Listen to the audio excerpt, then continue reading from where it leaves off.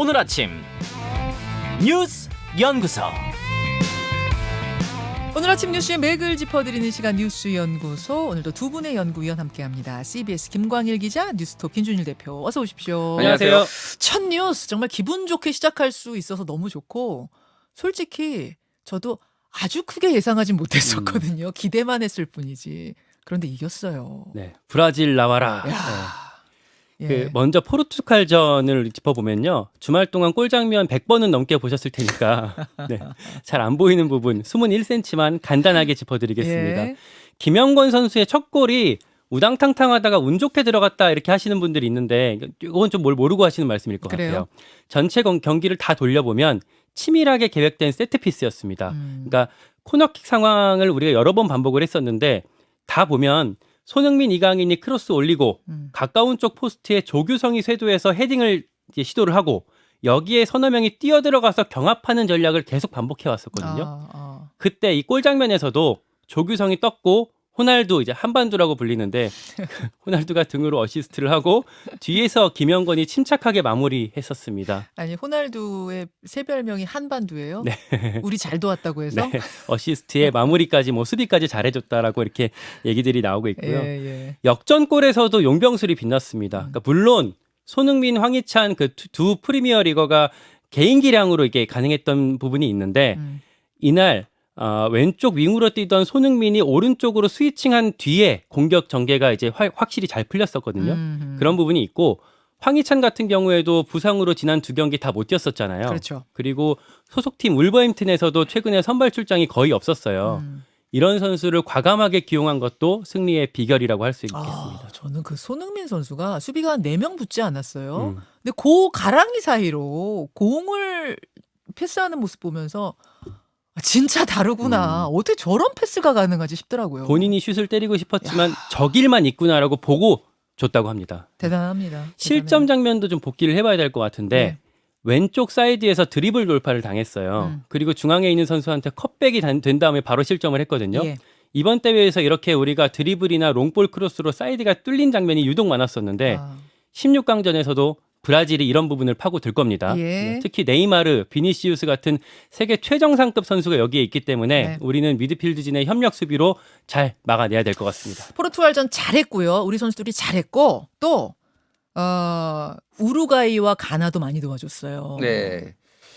사람이 좀 착하게 살아야 된다. 이런 거를 다시 한번 한 건데 2010년에 남아공 월드컵에서 우리나라가 그때 16강에 갔는데 예. 우루과이랑 붙어서 졌거든요. 우루과이가 8강에 올라가서 붙은 팀이 가나였는데 그때 우루과이의 수아레스 선수가 사실상 골키퍼가 없는 상황에서 손으로 들어오는 공을 쳐내가지고 예. 그래서 그거를 페널티킥을 줬어요. 그런데 페널티킥을 가나가 실축하고 그리고 승부차기 끝에 떨어졌거든요. 그렇죠. 그 이후에 이제 수아레스와 우루과이는 아프리카의 공공의 적이 됐습니다. 그래서 지금 나나 아쿠포아도 가나 대통령이 직접 우루과이에 복수할 날을 12년 동안 기다려왔다. 대통령이 이런 얘기를. 대통령이요? 예. 대통령이요? 대통령이 이런 축구 해설가가 아니고. 예.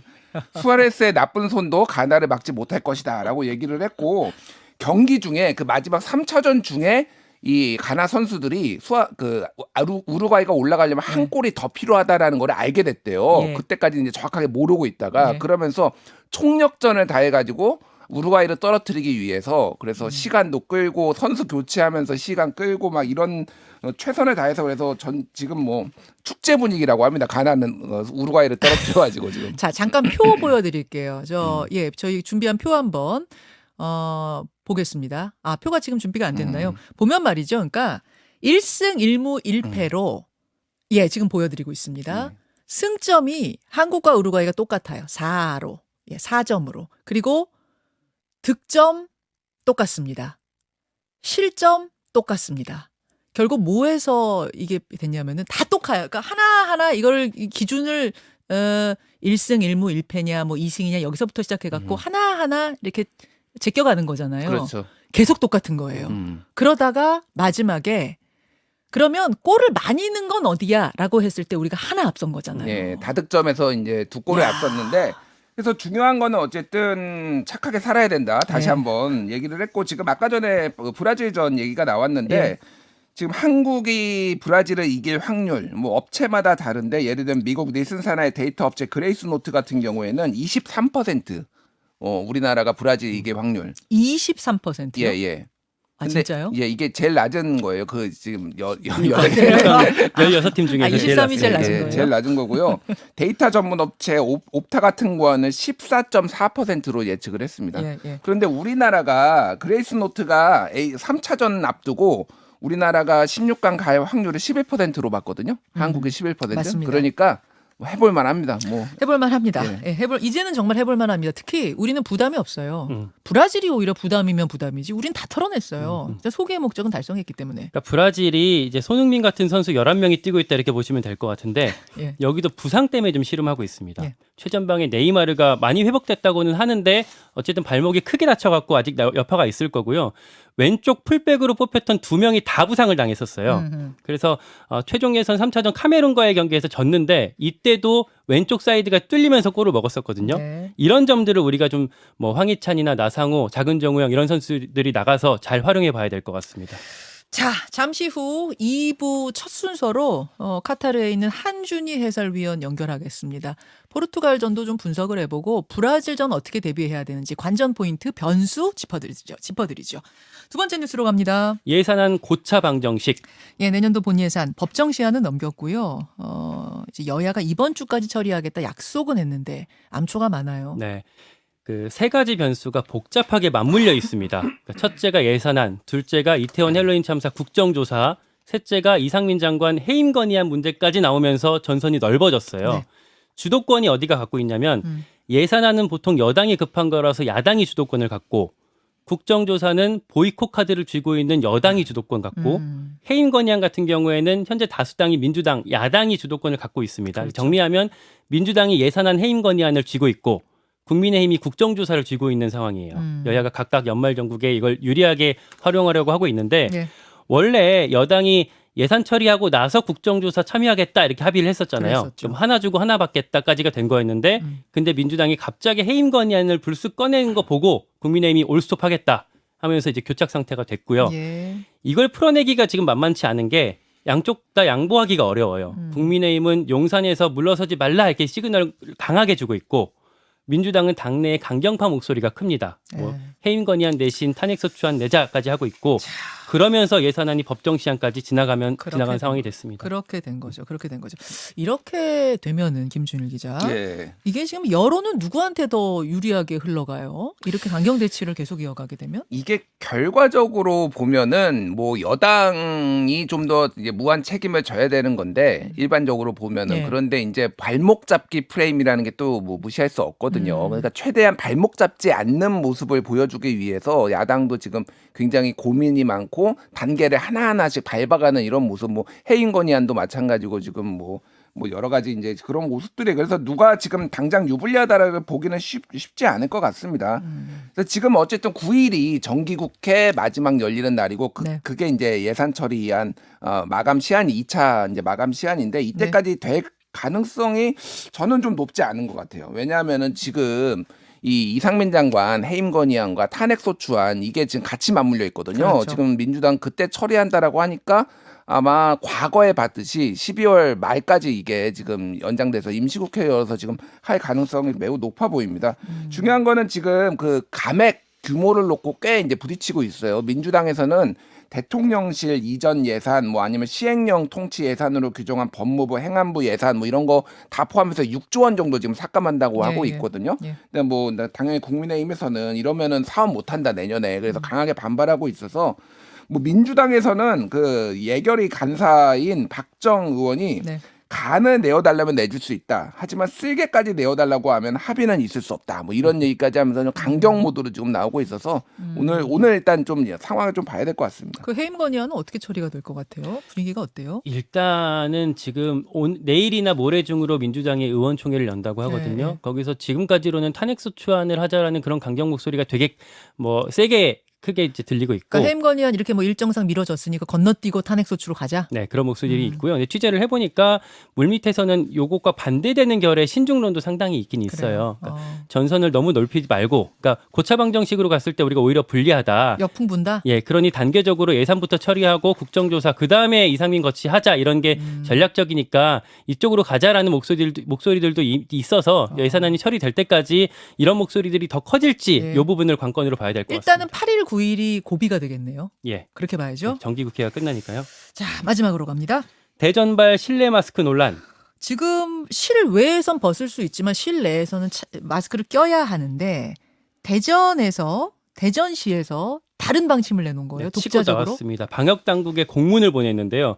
실내 마스크 의무화 조치를 중앙정부 차원에서 해제해달라.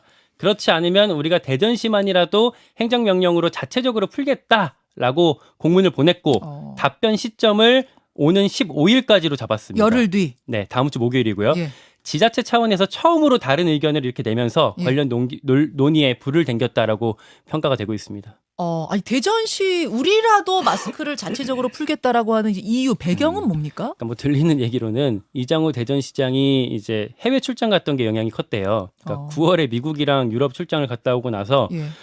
다른 나라는 마스크 다 벗었는데 왜 우리만 의무냐? 예. 실내 마스크는 개인 자율에 맡겨야 되지 않냐라고 간부 회의에서 말하면서 그때부터 탄력을 받고 대전시가 이런 것들을 추진하게 됐다는 얘기가 들립니다. 그러니까 시장의 개인적인 소신이 크게 작용을 한 거군요. 예. 사실은 좀 왜 대전시 갑자기 이러지 좀 국민들한테는 갑툭튀 같은 느낌이 있었는데 그런 배경이 네.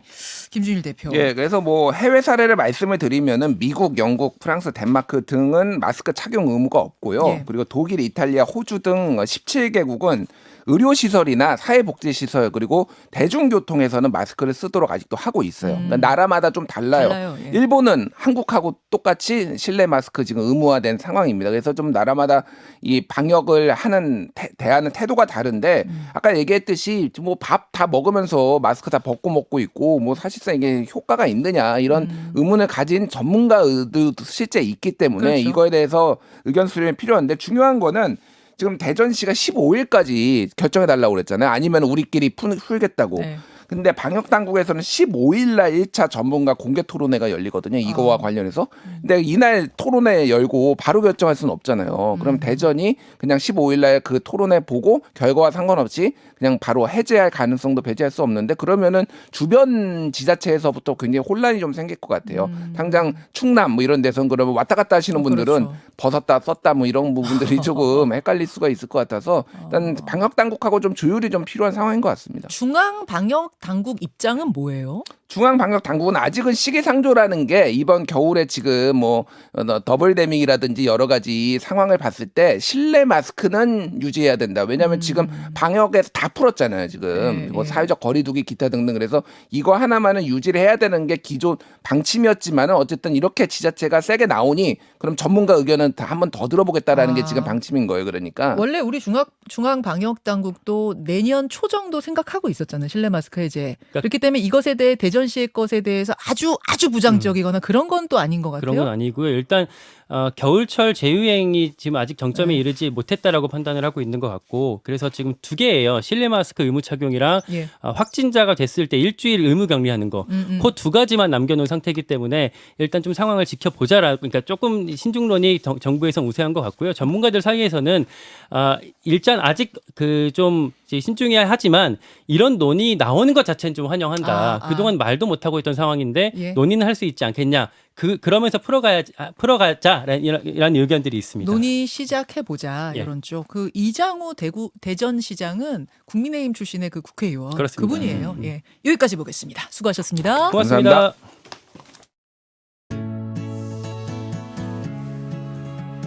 김현정의 뉴스쇼는 시청자 여러분의 참여를 기다립니다.